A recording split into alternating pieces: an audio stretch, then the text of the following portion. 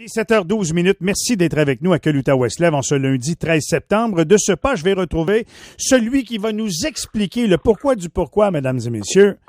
Le seul, l'avocat, le professeur en droit constitutionnel, notre Frédéric Bérard. Comment ça va, Frédéric? Salut, Michel, en pleine forme. Mais c'est moi là qui va te demander de m'expliquer le pourquoi du pourquoi. Ah oui?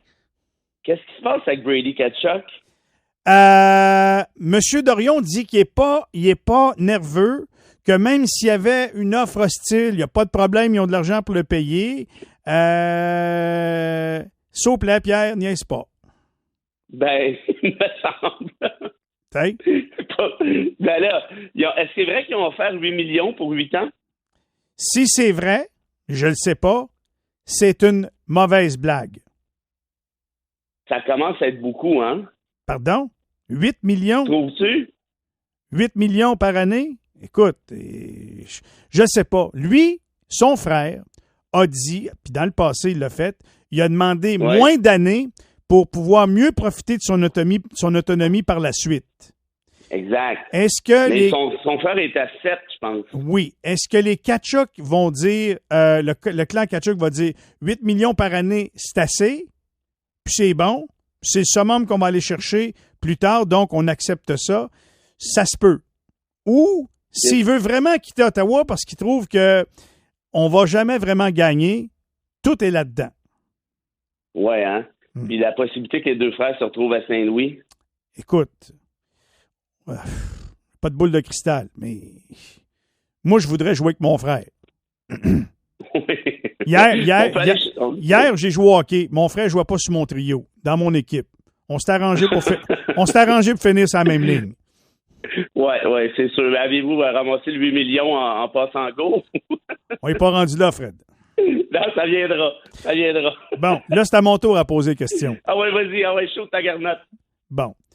Veux-tu m'expliquer pourquoi François Legault a dit, moi, si j'avais un choix à faire, là, ce serait Erin O'Toole? Écoute, moi, si t'es Justin Trudeau, là, écoute, Trudeau a à peu près donné à Legault tout ce qu'il a voulu, hein, depuis quelques années déjà maintenant. Yves-François Blanchet s'est fait le porte-parole de Legault à Ottawa de A jusqu'à Z. Erin O'Toole sort d'une boîte de Cracker Jack, puis Legault se revient de bord, puis il dit « Tiens, that's my boy. » Fait que dans le fond, ce que tu es en train de me dire, c'est chier un peu de M. Legault, dans le sens que lui, il a à cœur les intérêts du Québec. Il dit pas merci à M. Blanchet, il dit pas merci à M. Trudeau. Lui, il dit, bon, ben, là, actuellement, là, hier, c'est hier, demain, c'est demain, puis demain, c'est meilleur avec O'Toole. Désolé pour les deux autres. What have you done for me lately, disait Rod Stewart dans une de ses chansons. Ça ressemble pas mal à ça. Tu as tout à fait raison, mais ceux qui avaient des doutes à l'effet que François Legault est un conservateur pur race, là, vous en avez ici un autre bon exemple. Hein? Les conservateurs d'O'Toole, là, ça commence à être à droite longtemps. Là. Tu sais, c'est du Stephen Harper, peut-être même une petite coche encore plus à droite, parce qu'Harper était quand même assez habile. O'Toole essaie de ramener ça un peu vers le centre du mieux qu'il peut. Mais il y a de la difficulté. Ouais, il patine, puis il est contre la vague. Ça marche pas, son affaire. Non, ça marche pas partout. Puis écoute, il y a ça quelques mois, dans un congrès du parti, donc du Parti conservateur, Michel, il y a plus de 50 quelques % des membres qui ont rejeté la position du parti, en fait, que O'Toole voulait sur le réchauffement climatique. Il y a plus de 50 %, je pense même que c'est 60 % des membres du PC qui disent que ça n'existe pas, les réchauffements climatiques. Tu sais, là, comment ça existe pas? Mais là, c'est pas une croyance. On te demande pas, hey, toi, le Père Noël, qu'est-ce que t'en penses? C'est pas ça, là. Là, la science te dit à 98 %, les 2 autres %, c'est soit des beaux-os, sont soit payés par l'industrie pétrolière. Ces 98 %-là te dit, voici les réchauffements climatiques, voici les impacts à court, moyen et court terme, il est minuit moins une. Et là, tu as cette gang-là qui dit non, ça n'existe pas. Okay, on vit au pays des licornes. C'est merveilleux. François Legault s'en va là-dessus. Il décide de suivre cette voie-là, probablement la voie du troisième lien. Et puis voilà, c'est ça que ça donne. Alors, en fait, il est allé plus loin que ça. Il a dit quand on est québécois, on veut voter conservateur ou un truc du genre. En plus, il parle en notre nom. Il va me dire, moi, pour qui voter. Ben, c'est de valeur, François, mais ça se pourrait que je te suive pas là-dessus. Oui, mais en même temps, si t'es premier ministre, là, puis je te revire ça de bord, mon Frédéric, là. Ah oui, donc? On y pose la question au premier ministre du Québec. Il était supposé de répondre quoi? Ah, moi, je m'en mêle pas, les Québécois feront leur choix. C'est ça la bonne réponse qu'il fallait qu'il donne cette journée-là? Est-ce que François Legault aime ça quand les partis fédéraux lui disent quoi faire et disent aux Québécois quoi faire? Non, mais attends une minute, là. Je te pose la question. Il est en point de presse. Il y a une journaliste qui pose la question. Ce serait qui, là, demain matin? Qu'est-ce qui était supposé répondre? S'il répond, moi, je m'en mêle pas, les Québécois, les gens vont dire, ben, il manque de transparence, il veut pas nous le dire. Tu sais, fait que là, il se prononce. Je pense mais une réponse facile, c'est de dire, écoutez, là, je vais quand même pas dire aux citoyens québécois pour qui voter, vous trompez pour qui ils veulent. Je veux dire, quand même, c'est quand, en tout cas, à mon OK, sens, mais vous, M. Legault, là, vous allez voter pour qui, mettons, là, tu sais? Comme disait mon grand-père, un vote, c'est confidentiel. Bon, là, vu qu'on sait qu'il y a de la droite, la loi 21, là, puis le début du débat là, en anglais que j'ai regardé quand M. Blanchette était comme un peu stoïque devant l'animatrice qui t'y garoche ça de même, puis qui dit « Pourquoi vous appuyez une loi qui est raciste au Québec? » Explique-moi, là, c'est quoi le fond de l'histoire? Là? C'est-tu raciste ou ça ne l'est pas? C'est quoi le fond de l'histoire? Là? Ben, écoute, il y a plusieurs choses là-dedans. Moi, je pense que l'animatrice l'a échappé total et complet. Tu peux pas, écoute, on parlait de hockey tout à l'heure, là, c'est un double échec en pleine face avant même que la rondelle soit mise sur la glace.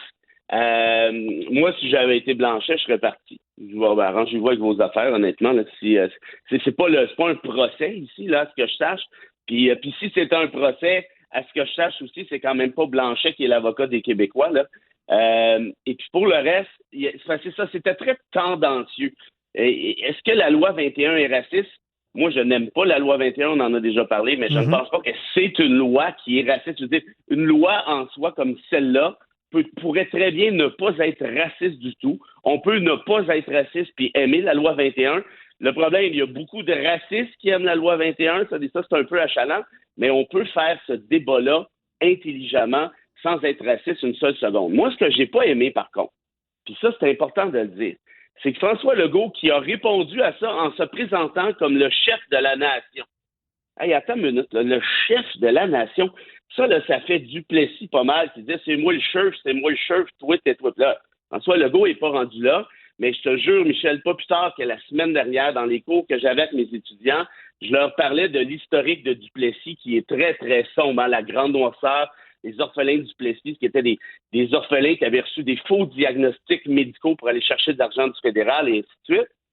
Et je leur avais dit, remarquez bien ça, quand un politicien s'autoproclame un chef, là, ça finit toujours bien mal. Ça veut dire que la tête, elle passe plus dans la porte, il se pense au-dessus des lois et ça se termine très mal. Et là, le lendemain, le gars, probablement juste pour me relancer, il s'en va avec cette formule-là. Et il ajoute la chose suivante. Et ça, c'est encore plus grave. Il dit, c'est pas vrai que la loi 21 est discriminatoire. Il y a une vaste majorité de Québécois qui l'appuient. Ça, dans le rayon des arguments débiles, là, c'est pas mal au sommet. Parce que fait le tour de l'humanité, fait le tour de l'histoire de l'humanité des démocraties occidentales, les lois discriminatoires sont à peu près toujours justement appuyées par une vaste majorité. C'est pour ça qu'on les adopte. Regarde ce qui se passe au Texas actuellement contre les femmes, contre l'avortement. Ben, il y a une majorité en fait, c'est une majorité en chambre d'hommes, évidemment, qui disent aux femmes, non, tu ne peux plus te faire avorter, parce qu'essentiellement, c'est ça. Et là, on pourrait reparler de toutes sortes d'espèces de lois à travers la planète, actuellement en Pologne, en Hongrie et en Irlande, et ainsi de suite. Mais on n'aura pas le temps de faire ça. Mais tout simplement pour dire, et ça, c'est important, est-ce que le fait qu'une majorité appuie une loi vaut quelque chose en matière de constitutionnalité? La réponse, c'est non.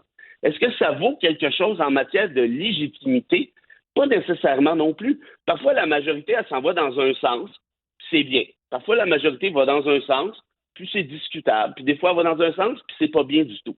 Dans le cas de la loi 21, je ne crois pas, je te l'ai dit, je te le répète, je ne crois pas que ce soit une loi raciste. Par contre, quand François Legault me dit qu'elle n'est pas discriminatoire, je suis désolé, mais ça, là, c'est une incompréhension totale et complète de ce qu'est la discrimination. La discrimination, c'est pas compliqué, c'est quand tu fais une distinction de traitement.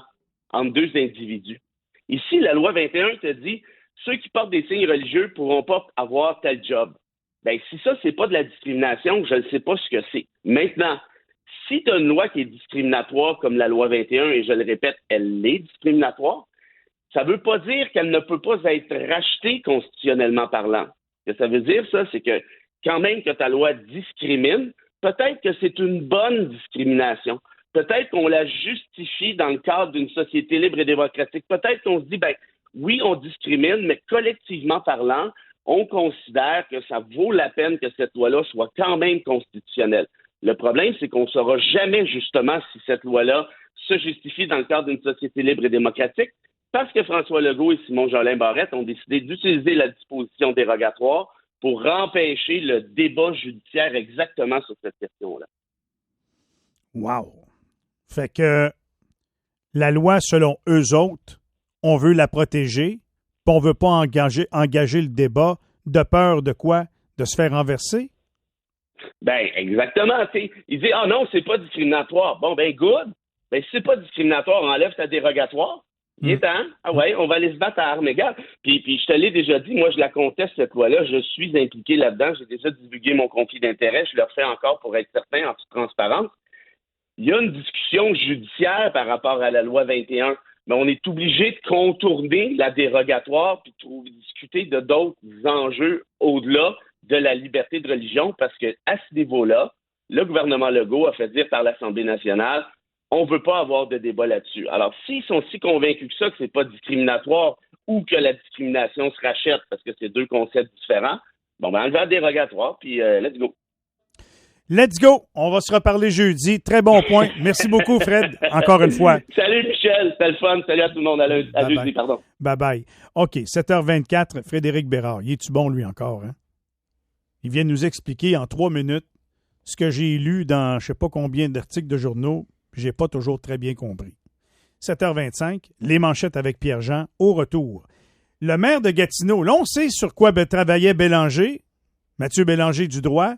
Gros dossier en fin de semaine. Le maire dit il y a une clique à Gatineau de gens qui n'ont jamais voté contre un projet de promoteur.